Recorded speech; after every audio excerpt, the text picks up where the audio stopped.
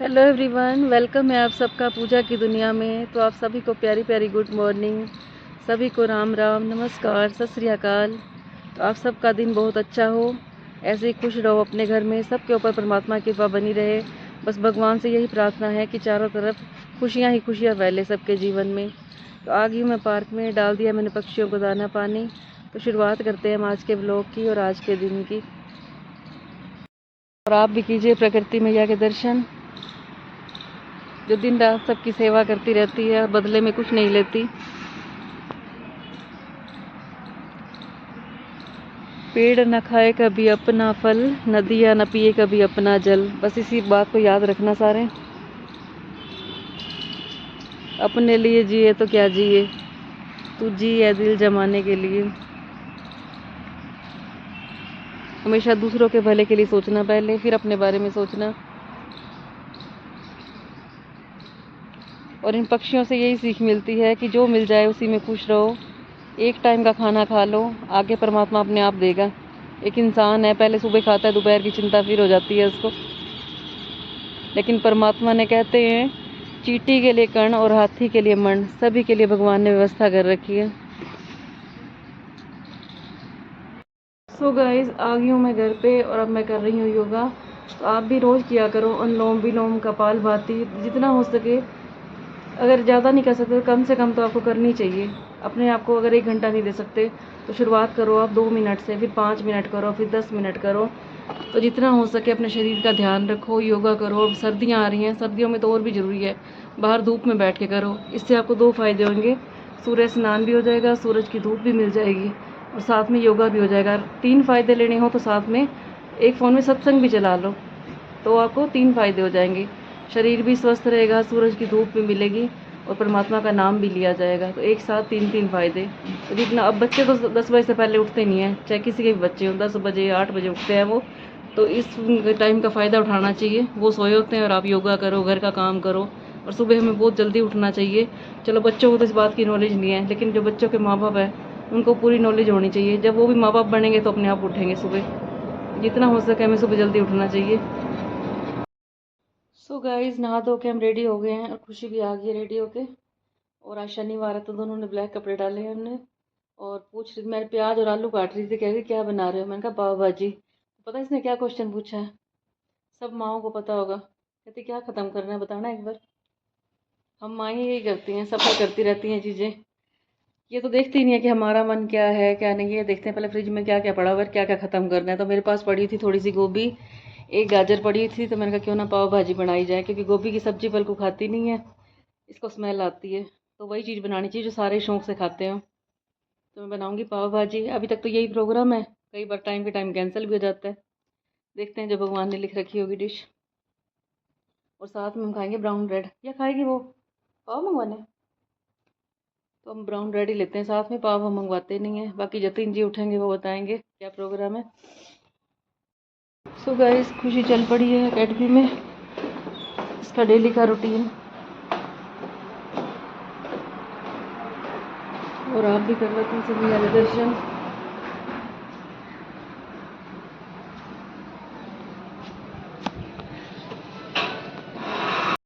Guys आ जाओ, चाय ready हो गई है जिसने पीनी हो।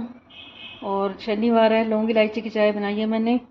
और ये निकाली है मैंने मक्खन मलाई वाली नमकीन। तो आ जाओ जिसने चाय पीनी हो, नमकीन खानी हो। सो गाइस, कल के ब्लॉग में मैंने आपको बताया था कि कैसे आज के टाइम में लोग ये नहीं देखते शादी करते टाइम कि क्या जात पात है, कोई छोटा है या बड़ा है, बस जिसके ऊपर मन आ जाए तो उससे शादी कर लेते हैं।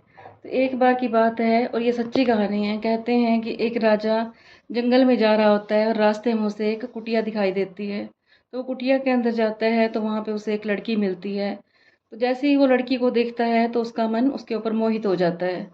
तो वो उससे बोलता है कि तुम ऋषि कन्या नहीं हो सकती और तुम यहाँ जंगलों में कैसे हो, क्योंकि जो मेरा मन है वो किसी ऋषि कन्या के ऊपर नहीं आ सकता, मुझे इतना विश्वास है। कहते हैं कि पहले के लोगों में इतनी शक्ति होया करती थी, कोई पंडित है तो पंडितों की लड़की से ही शादी करेगा, और कोई राजा है तो क्षत्रिय लोगों क्षत्रियों की लड़की से ही शादी करेगा, जो राजकुमारियाँ होती थी। तो इतनी शक्ति होती थी पहले के टाइम में और लोग इस बात की परवाह भी किया करते थे।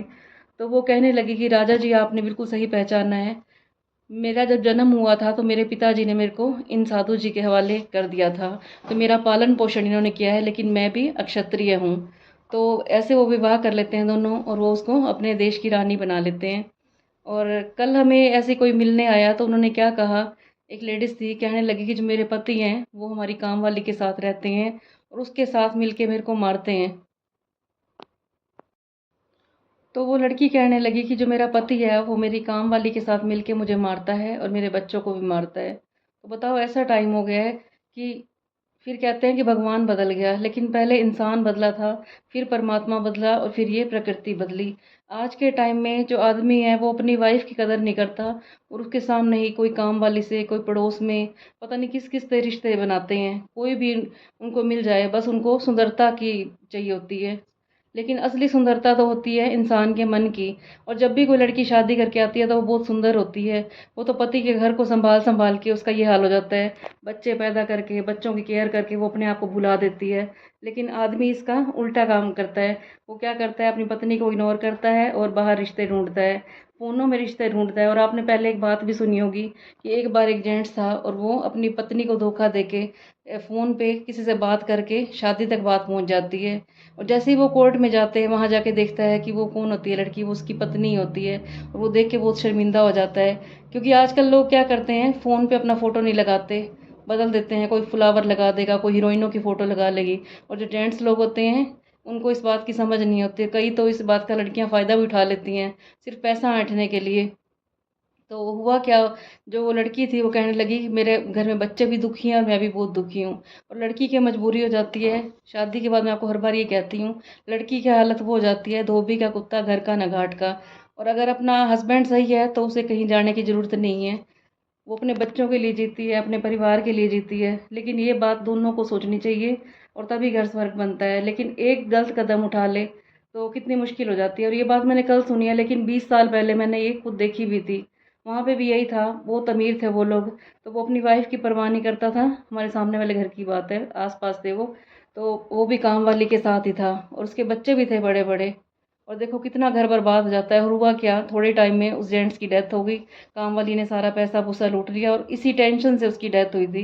लेकिन सारे अगर ये समझ जाएं, अपनी गृहस्थी में ध्यान दें, फ़ोन में रिश्ते ढूंढने की बजाय जो परमात्मा ने तुम्हारे रिश्ते बनाए हैं उन्हीं की परवाह करो। और कई बार तो ये भी देखना आया है कि लड़का कोई कदम गलत उठाता है तो उनके माँ बाप, उनकी सिस्टर जो होती हैं वो लड़के का ही साथ देती हैं।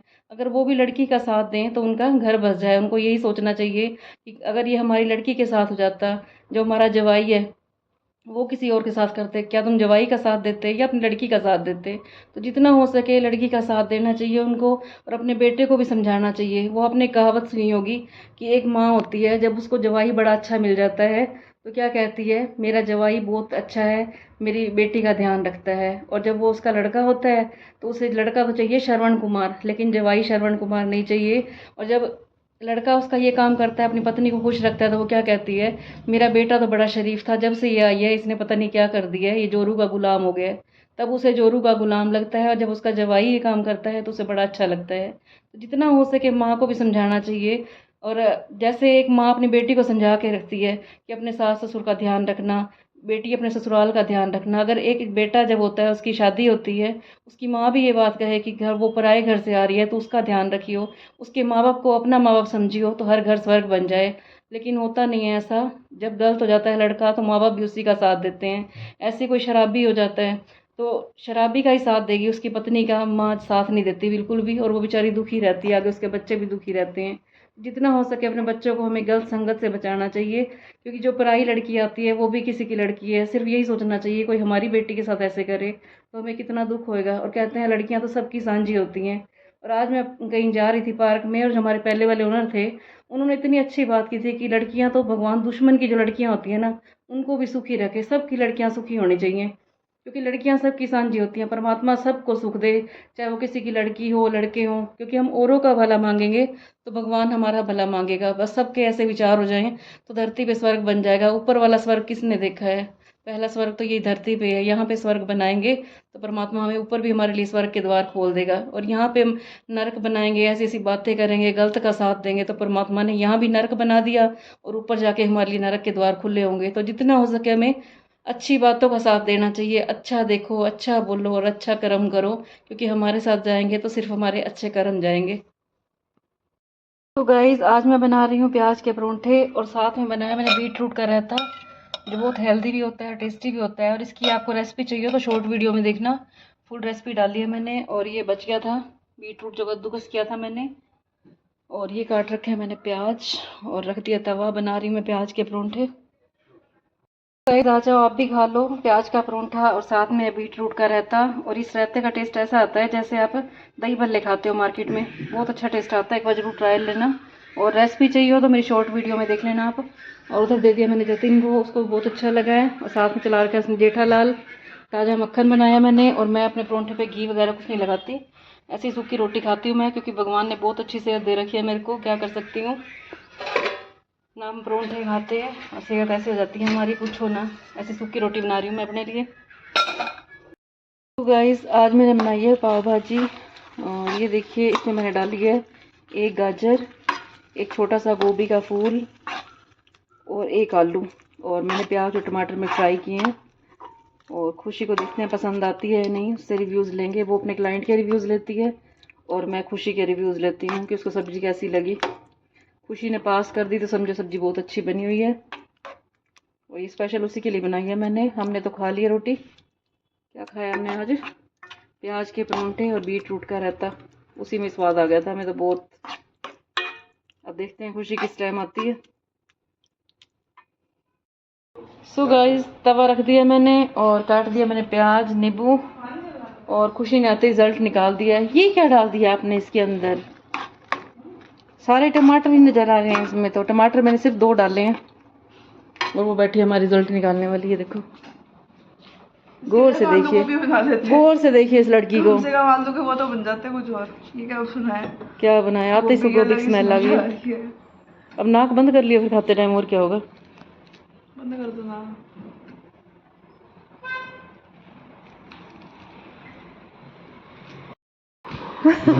सो गाइस इतना अच्छा सीन मिस कर दिया आप लोगों ने, काश उस टाइम मेरे पास फ़ोन होता।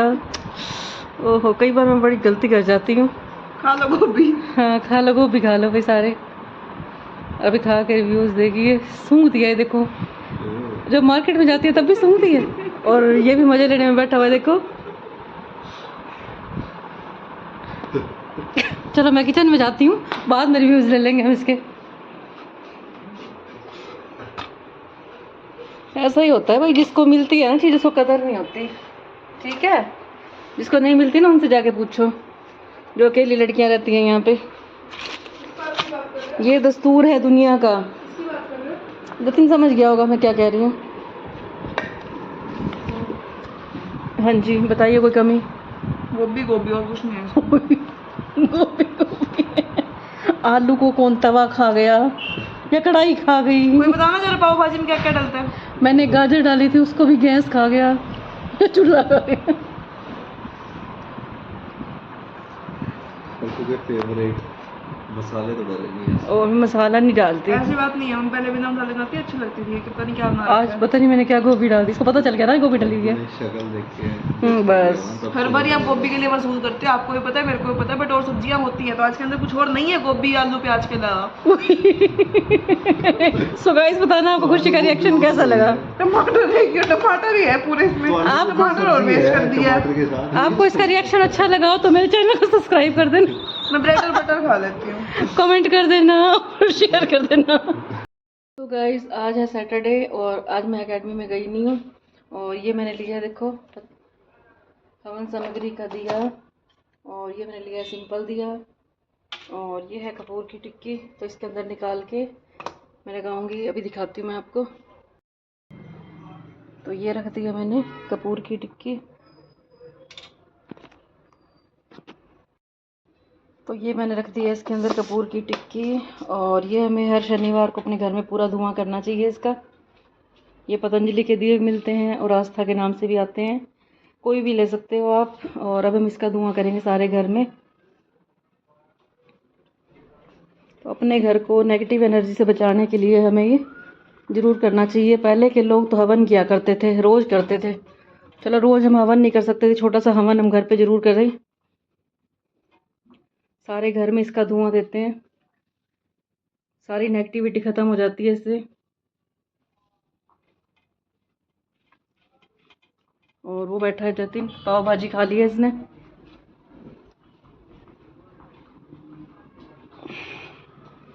किचन में, कमरों में, बाथरूम में, हर जगह देंगे हम इसका धुआं। सो गाइस, अब टाइम है व्लॉग के एंड करने का। और आज हम बात करेंगे, कहते हैं कि एक बार एक सेठ होता है और वो अपनी दुकान पे बैठा होता है और उसके वहाँ पे एक साधु आता है। तो सेठ बहुत परेशान होता है और पैसे गिन रहा होता है बहुत सारे, लेकिन फिर भी वो खुश नहीं होता। और जैसे ही साधु आता है तो कहता है, वो हो परमात्मा, तूने मेरी मौज कर दी, तूने मेरी मौज कर दी। तो अगले दिन फिर ऐसे ही होता है, फिर वो भीख मांगने आता है उसके वहाँ से संत जो आता है। सो गाइस, अब है टाइम ब्लॉग के एंड करने का, लेकिन उससे पहले करेंगे हम परमात्मा के ऊपर चर्चा। तो आज हम बात करेंगे कि कहते हैं एक बार एक सेठ होता है और वो अपनी दुकान पे बैठा होता है और वहाँ पे एक साधु आता है। तो साधु आता है उनके पास, तो वो कहता है, परमात्मा तुमने मेरी बहुत मौज कर रखी है, तुमने मेरी बहुत मौज कर रखी है। और उस टाइम सेठ बहुत सारे पैसे गिन रहा होता है और फिर भी वो परेशान होता है। तो वो साधु को थोड़े से पैसे दे देता है और उसने में वो परमात्मा का फिर शुक्रिया करने लग जाता है। हे परमात्मा, शुक्रिया तेरा, तूने मुझे कितना कुछ दिया है। और वो चला जाता है। अगले दिन फिर साधु आता है सेठ के पास और फिर वही सीन होता है। तो सेठ देख के हैरान हो जाता है, वो उसके पीछे पीछे जाता है साधु के। कहता है कि मैं इतने पैसे कमाता हूँ, सुबह से लेके शाम तक काम करता हूँ, और मेरे पास कभी मैंने ये नहीं कहा परमात्मा को कि मैं तुमने मेरी मौज कर दी, तुमने मेरी मौज कर दी।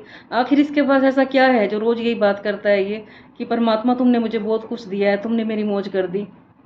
तो जैसे ही वो पीछे जाता है साधु के, तो देखता है कि साधु जाके बैठ जाता है कहीं पे खेत में, किसी खेत में बैठ जाता है वहाँ पे। और वो क्या देखता है कि साधु फिर परमात्मा को कह रहा होता है, वाह परमात्मा, तूने मेरी क्या ज़िंदगी बनाई है।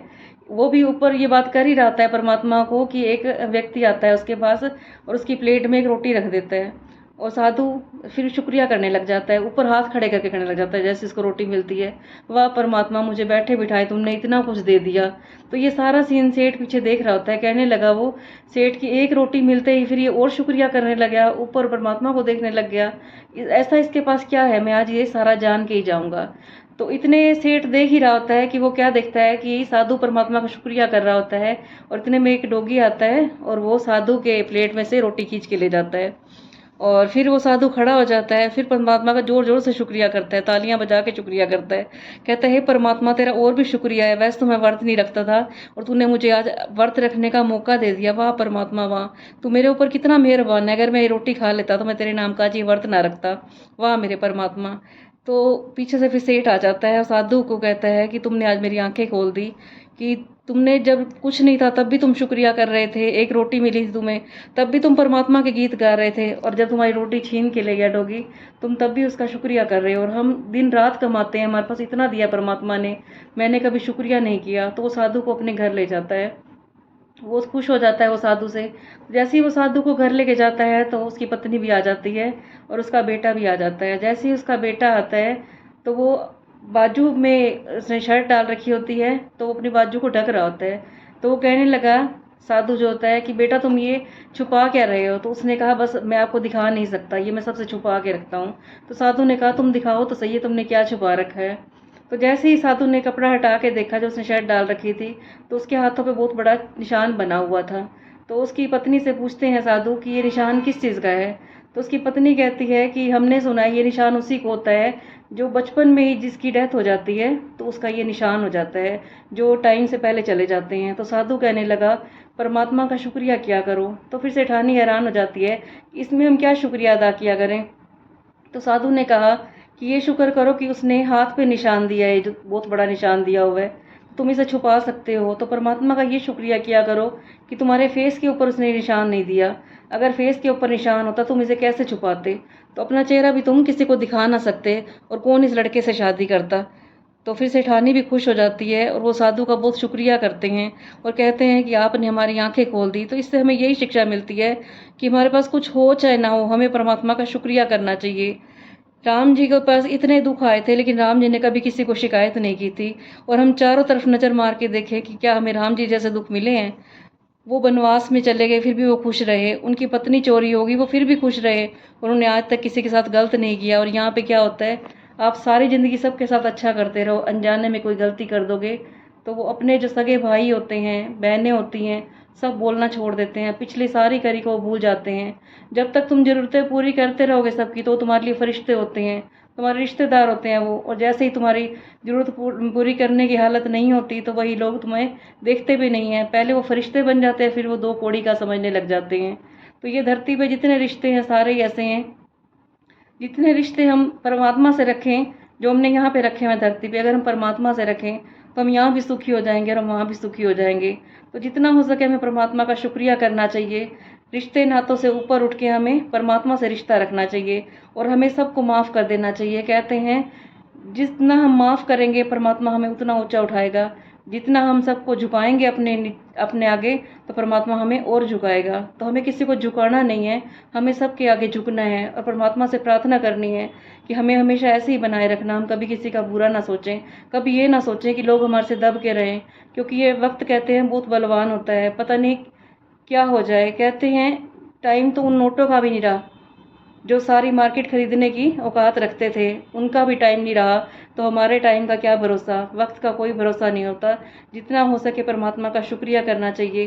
पहले देख लो पंखे चलते थे, कूलर चलते थे, लोगों ने कूलर बदल दिए, अब एसी का ज़माना आ गया। तो वक्त सबका बदलता रहता है। हमेशा परमात्मा का शुक्राना करें, जो उसने दिया उसका शुक्रिया करें, क्योंकि उसे पता होता है हमारे लिए क्या अच्छा है और क्या बुरा है। और यहाँ पे सबसे माफ़ी मांग लो, क्या पता हमें फिर माफ़ी लेने के लिए फिर हमें दोबारा जन्म लेना पड़ेगा, क्योंकि हमारा हिसाब किताब एक एक चीज़ का होना है। अगर हमने किसी को एक थप्पड़ भी मारी है तो उसका हिसाब किताब भी हमें यहाँ पे चुकाना पड़ेगा। किसी को हमने एक शब्द भी बुरा कहा है तो उसका भी हमें हिसाब चुकाना पड़ेगा। किसी का हमने 1 रुपया भी मारा है तो हमें उसका भी हिसाब चुकाना पड़ेगा। तुम अगर किसी की एक गलती माफ़ करते हो तो अगले दिन परमात्मा तुम्हारी जितनी गलतियाँ तुम करते हो सारी माफ़ कर देता है। इसलिए दूसरों से माफ़ी मांग लो और सबको माफ़ कर दो। यही जीवन का फंडा है। तो इसी के साथ मैं आज के व्लॉग का यहीं पे एंड करती हूँ। और मुझसे कोई गलती हो गई हो तो मुझे क्षमा करना। हम आपको मिलेंगे फिर नेक्स्ट व्लॉग में। सबको गुड नाइट, सबको शुभ रात्रि।